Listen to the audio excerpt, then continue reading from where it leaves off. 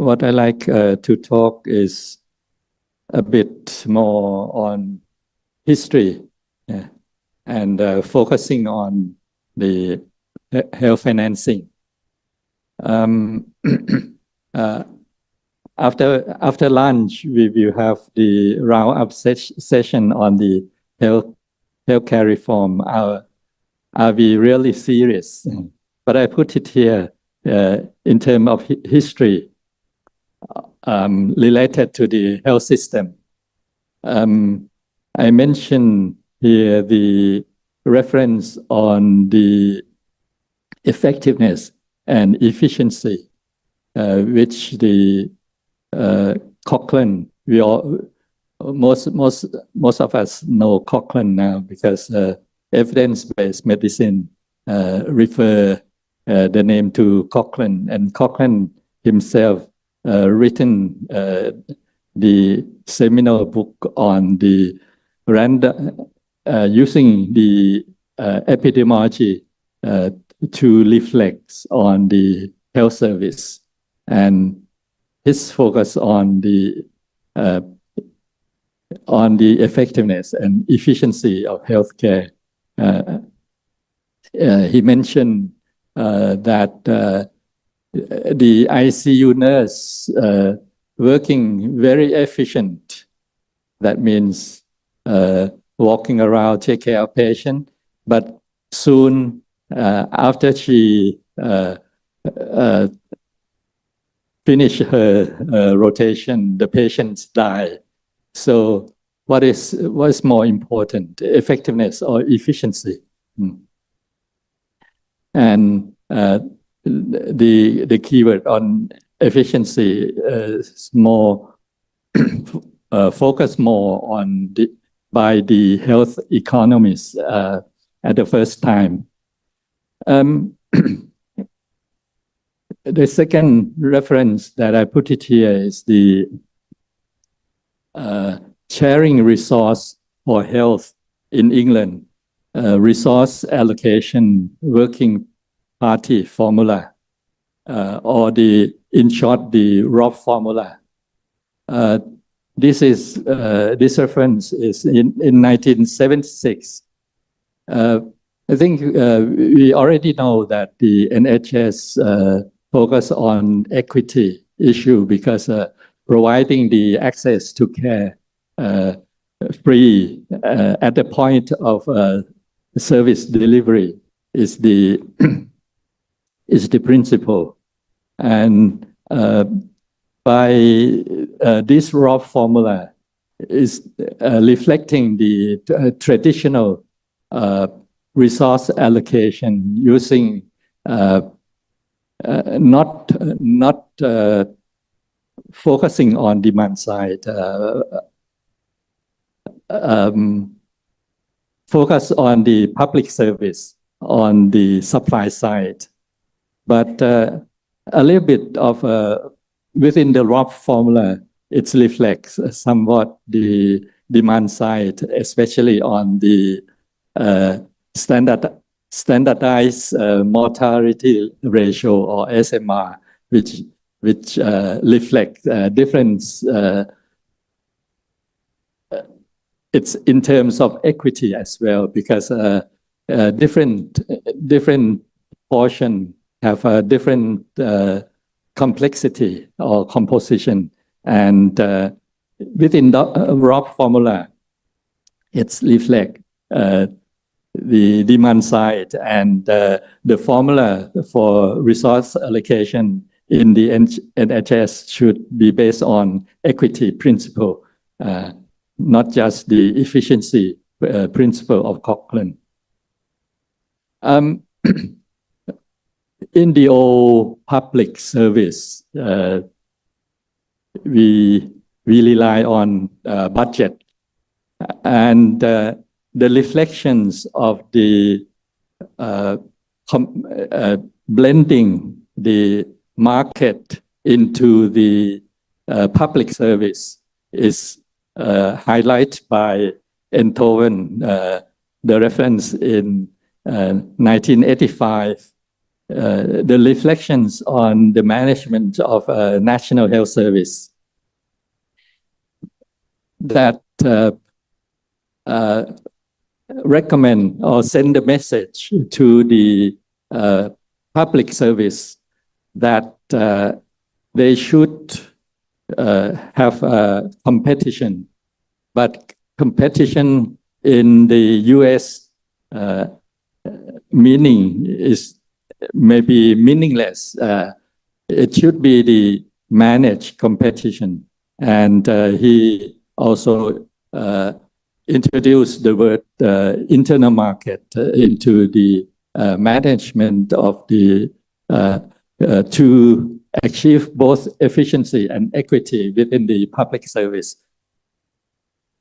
And within that time, around 1989, Margaret Thatcher facing a lot of riot or the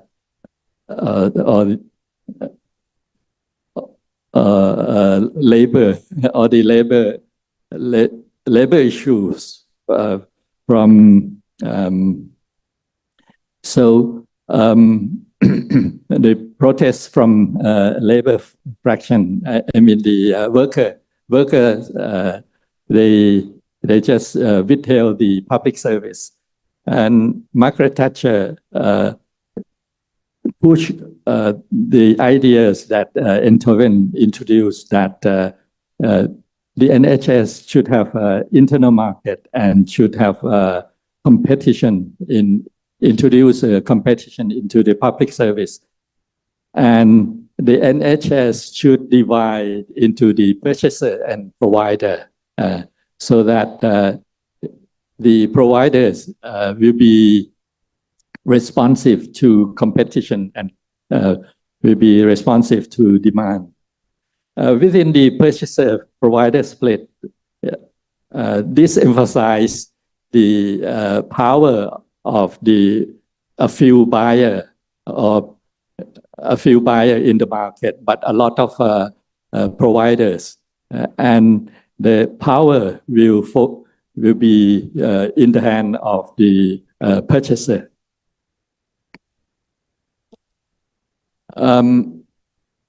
The first day I asked Prof. Laksono how much compared to our the postgraduate forum, we almost reached the second decade.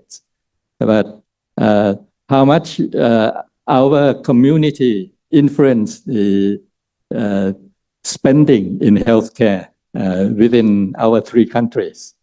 But this is the data from the World Bank, and the average of the world is about 8.5% of GDP. But once when three of us study in England, it was 6% of the GDP. And it was Tony Blair who became the Prime Minister, and he said, NHS should invest more in healthcare. And within the year 2000, UK health expenditure is 8.5% of the GDP. And now it's almost 10% of the GDP. Yeah. Even though we know a lot about the criticism that NHS will fail all the time. But at least within the first postgrad forum, from the World Bank data, we spent about this 2.8%, 3%, 3.2% of GDP on health in Indonesia, Malaysia, and Thailand. From Prof side talk yesterday, and he took the data from the World Bank, and Thailand has already spent 5.2% of GDP for health. This I have skeptic with these figures. This slide just to tell us that we have to question whether the data from the international organization is correct or not. From the history before universal coverage in Thailand, we believe that we would spend 6% of GDP before the USC in Thailand. But because we have IHPP, International Health Policy Program, which led by Dr. Viroth Tangcharoen Sathien. So he and his team disproved that what published in the international figures, the visual report at that time, or the World Bank, it may not be correct. It depends on who report to the international data depository. So if we don't believe in that, what is the context of the USC from international context and also in the Thai context? We already know about the Alma Ata primary care declaration since 1978, and Thailand has done very well, and we focus very much a lot PHC or primary health care, and what still exists now, and we use it, we use them very well in the fighting the COVID. That is the village health volunteer, especially in rural area, and because in Bangkok metropolitan we don't have a very good village health volunteer, and the system almost collapsed. The WHO has stated the health for all by the year 2000, but by the year 2000 we can't reach health for all because it's the meaning is too broad. But if we focus on the essence of the statement of primary health care or the health for all, some messages about the universal health coverage the message were there. That then the WHO convert the aim that we should aim for the universal health coverage since the year 2000s. With that, USC, my interpretation of the source of finance for healthcare, it means that source of finance should come from public source bigger than private source of finance. Whether it tax-based, which we call it the beverage model, like the NHS UK model, or the social security model, or the Bismarck model. Actually, Bismarck model is older, very much older than the beverage model.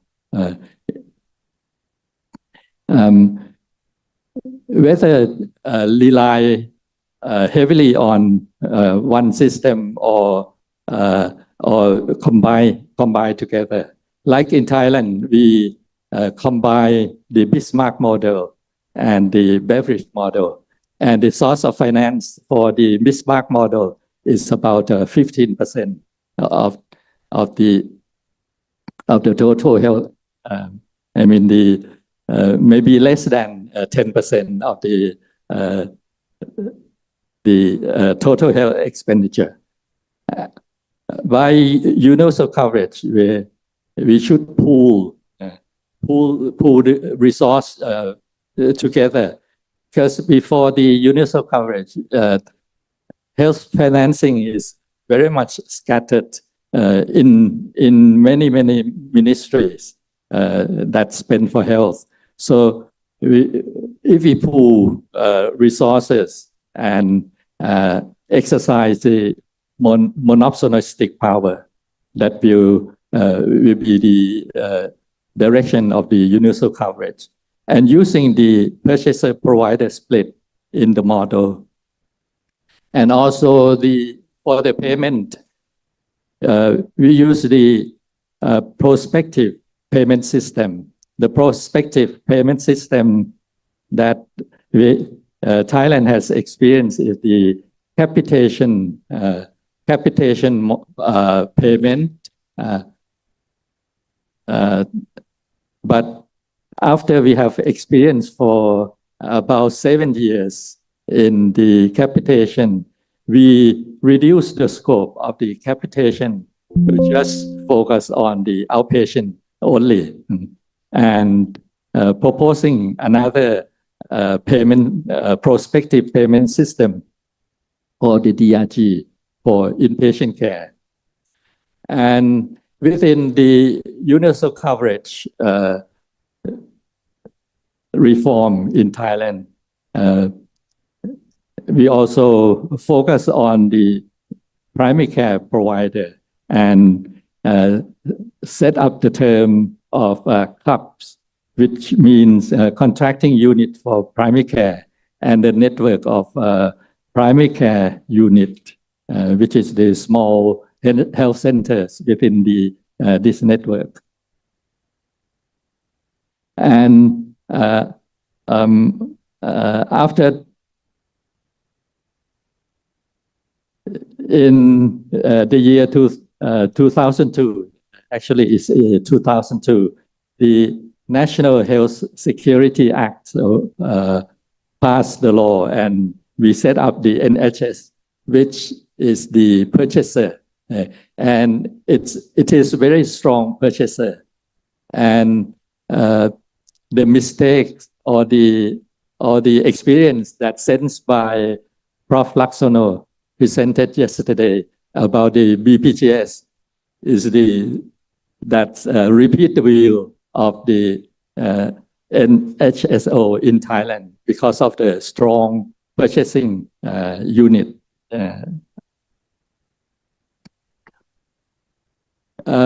Back to the basic of source of finance. Which source of finance is equitable?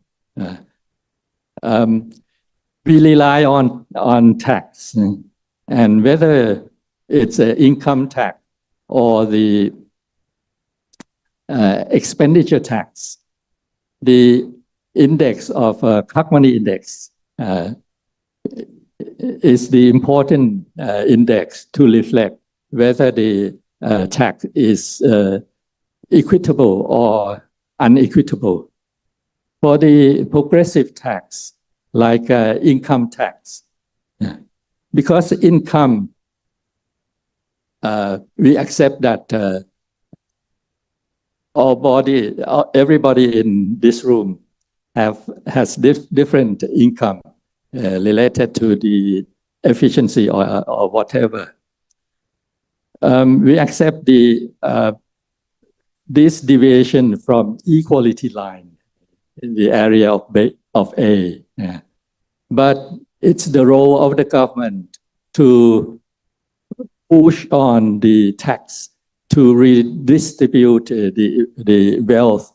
So the tax incidence of when compared to the income deviation from the equality line, the tax line should be far away from the equality line, so that we have the progress, the results, the company index B minus A will be positive, and the positive mean the equitable source of income.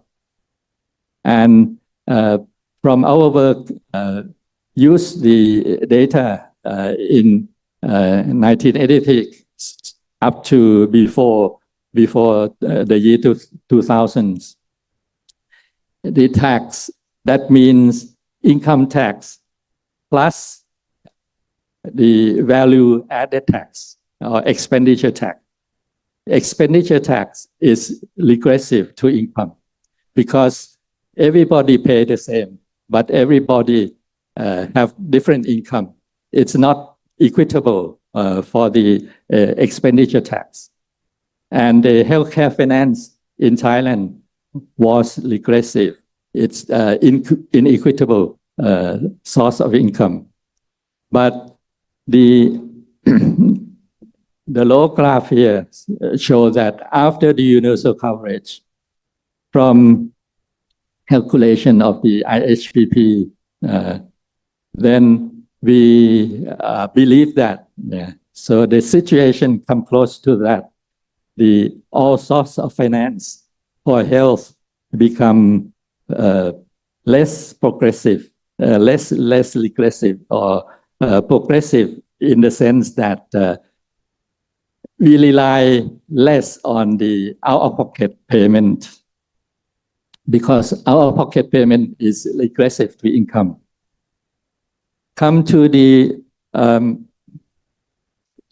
delivery of health service.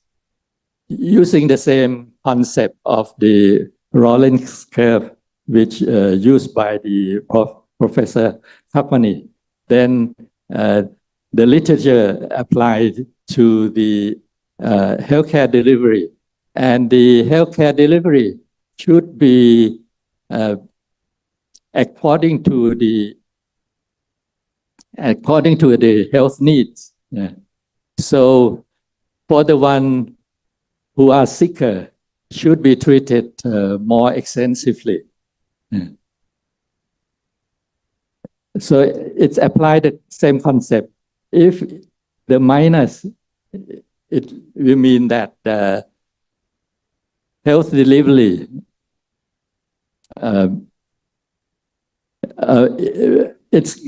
we have to compare the illness and the expenditure together. The expenditure, the use of service should be the same as the illness, and the concentration index should reach 0 to be equitable. But our calculation of the utilization before the USC,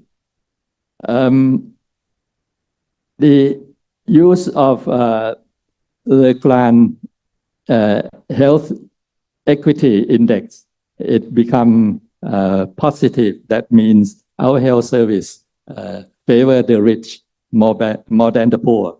So these are the things that since healthcare is we cannot let the market to allocate healthcare resources.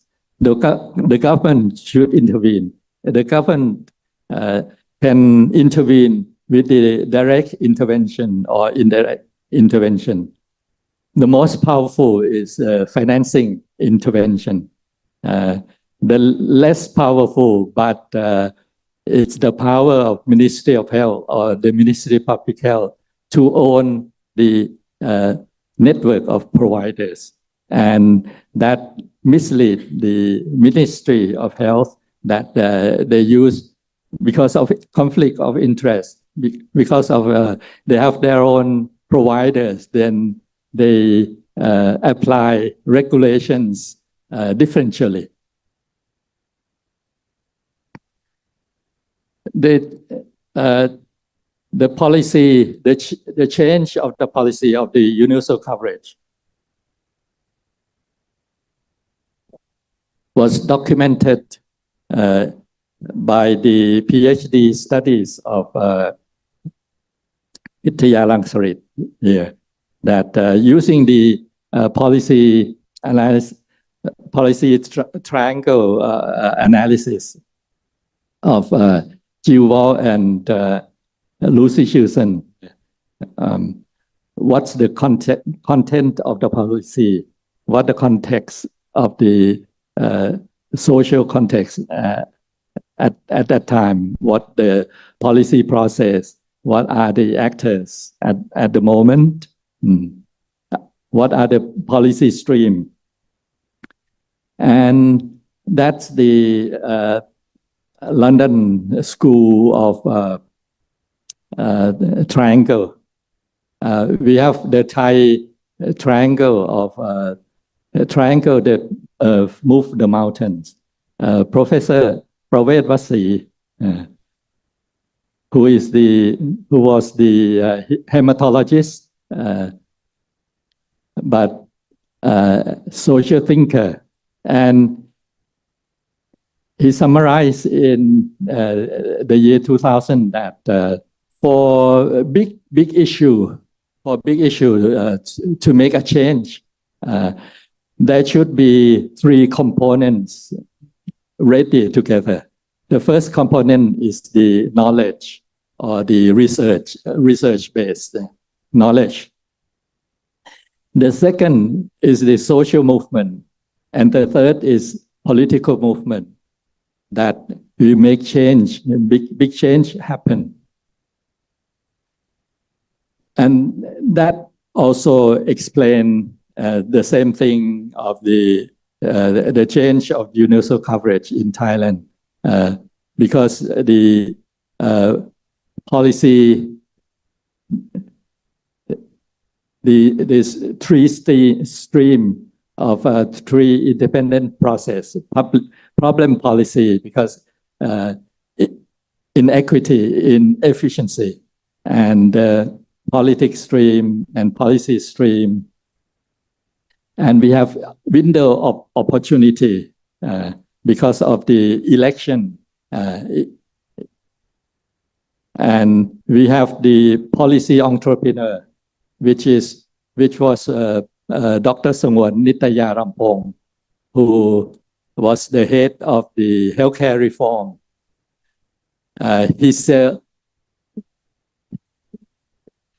He at the time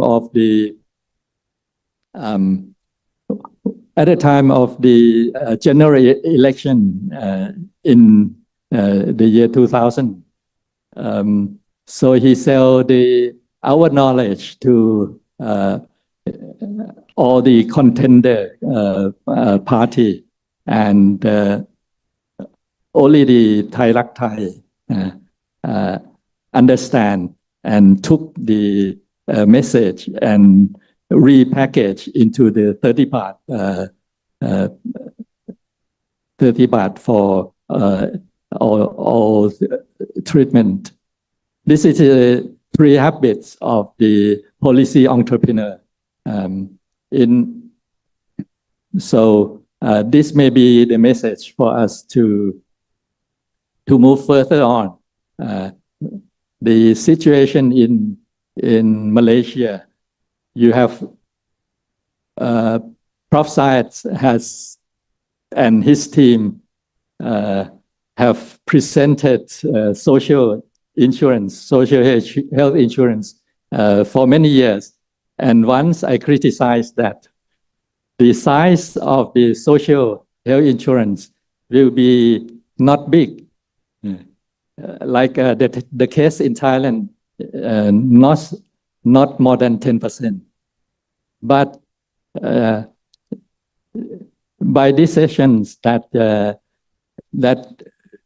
will focus on the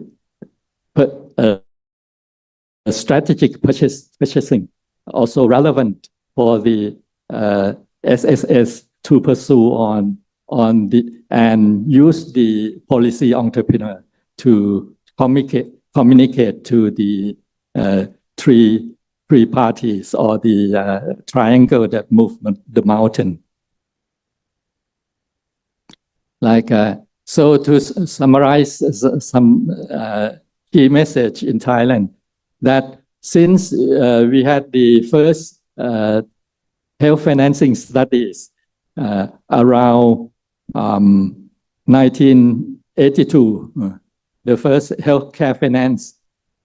And from that first healthcare finance that I mentioned earlier, that once we have that figures, and it was in the hand of the policy bureaucrat or the NESDB. They just project on that assumption, and we were misled by that projection that we spent 6% of GDP. But actually, we spend about 3% of GDP. So this is the research that I want to emphasize. That so the research on health finance, what source of finance, whether we classify the contribution of the Social Security scheme, which introduced in 1990 as a tripartite. That means three parties pays to the Social Security funds. The employer, employee, and the government. So the payment is from three parties. But once the law said that everybody should pay, so it is counted as a public source of finance. And from the adding up all the source of finance, we are very confident at that time that even after the economic crisis, adding up from different sources, we almost majority, that's all more than 50% of the total health expenditure in Thailand at that time. So that's why we just need additional budget, but we need a strong monopolistic power to do that. Yeah, from the strategic purchasing. So my search to the internet found the reference on the non-health literature on strategic purchasing, but strategic purchasing on health, related to health, the main literature based on the visual literature, and from the cover of the documents, the governance issue, the benefit issue, the payment method, and the information management are the main messages.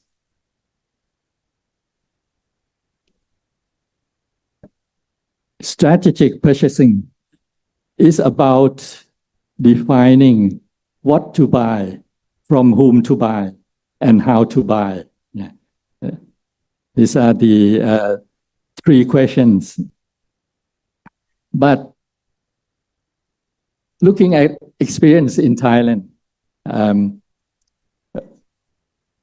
Prof. Laksono said that three scheme in Thailand is better than just merge into one scheme.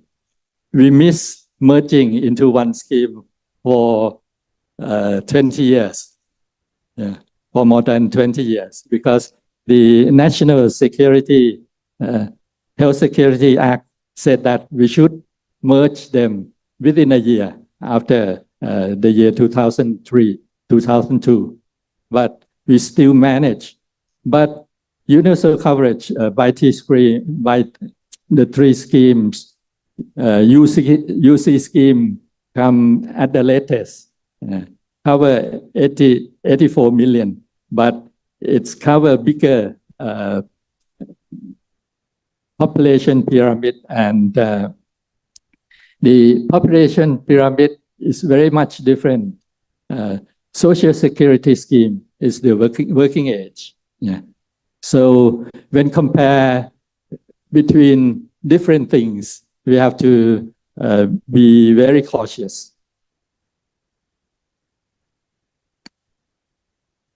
So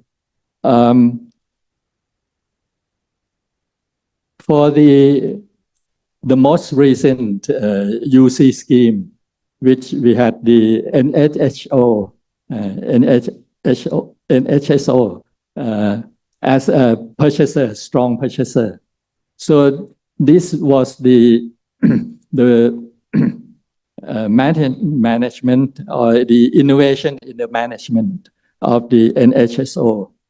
So after the we discussed about the comprehensive model or the vertical management of the vertical program. Actually, the capitation is the payment to the smallest contracting units for primary care, and it's prospectively pay to the every area that has population, and this is to give the flexibility in the management at the lowest level. But sometimes the weakness of capitation is the barrier for the vertical program. Therefore, NHSO set the management of many different programs, but in a way, it was very effective. Like we have many cataracts patients in the backlog, but once the NHSO managed like the Central Reimbursement Fund, CR. So one of the CR taken the blue section here, the green section here. Once take out of the total capitation, which is mean everything, but to manage as the vertical program, we can encourage private sector to deliver cataract surgery in the very remote area, 100 cases in a day. So this is the power of the financing power of the payment.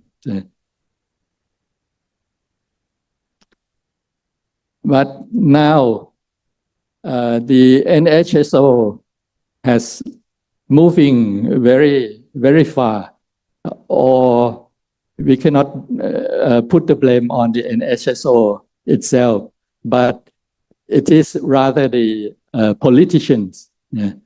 The previous health ministers, before he left the health minister, he proposed the policy of one ID card can use service anywhere. This rather conflict with the concept of family doctor, that we should follow the British system of the GP with the gatekeepers. So this can win a lot of popularity, but it also faces a lot of strong voice from providers, because how the NHSO will pay the providers. And this is the latest picture that I got this morning, that the new Minister of Health have to discuss with the director of the hospital, public hospital, that say almost 236 hospitals had the deficit from the budget, not the debt of the NHSO that pay under the cost. Like our calculation from the DRG cost, one relative rate would cost, it costs 14,000 baht, but the government gave only 7,000 baht for one relative rate. And this is very new evaluation. The evaluation by Dr. Samrit Sithamrong Sawat, because of one ID card policy, just start January this year, and rapid evaluation still on the side of the policymakers, because perhaps it's too soon. The utilization doesn't seem to be a very big problem in the pilot provinces. You can find literature on the strategic purchasing in many international literature right now.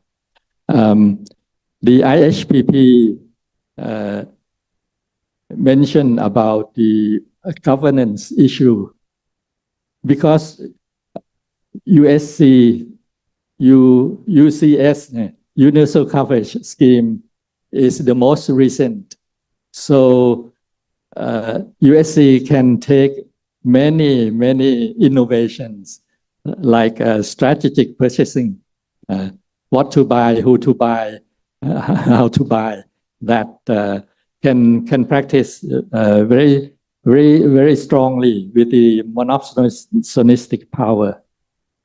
As compared to the civil servants medical benefit scheme, it's rather the oldest scheme and sluggish to change, or even the Social Security scheme, which established in 1990. It's rather the follower. But as we discussed, the socioeconomic factors of beneficiaries are different, so that the health expenditure, the expenditure per capita of the civil servants medical benefit scheme is about 4 times higher than the UC scheme. JKN also have the policy note in the year 2018, presenting the increased utilization at the post-Christmas level, and not much increase in the inpatient level, but the management of the human resources is very difficult to manage, or in the economist term, that inelastic to change.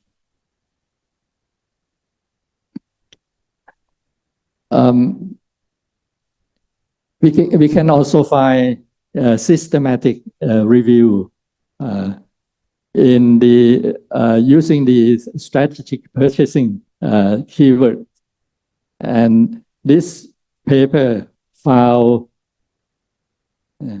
119 papers on this, but it focused on 15 countries only, and Thailand and Indonesia also in this review. The second one is just last year, the systematic review that has the strategic purchasing lead to improvement in health system. The situation in Indonesia, you have only information on this column on benefit specification for the impact or outcome on equity, accept or not. This is equity of the JKN quality somewhat, but for the review from Thailand has many things, but not on equity, not evidence on quality. And the last literature that I put it here is the literature published in 2020 in the Milbank Quarterly, focusing on the power of purchasing, why strategic purchasing fail. So this is another point that strategic purchasing fail because of not good governance, because of not good information. But if we focus on our future, that Prof. Syed and Prof. Laksono has a lot of things to lead in the country. Yeah, we can adopt the monopsonistic power. We can study about the framework of strategic purchasing. It's just power. I use this term as Professor Norman Daniels wrote a book on just health. So whether the American health system is just or unjust. So just power is the power that is just, that's equitable, that's inclusive. As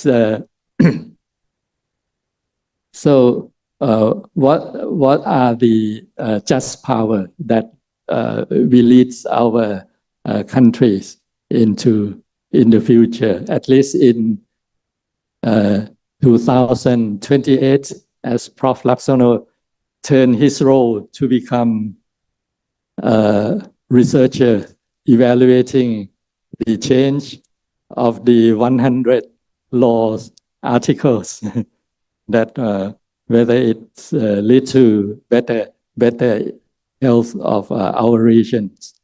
That's all, my presentation.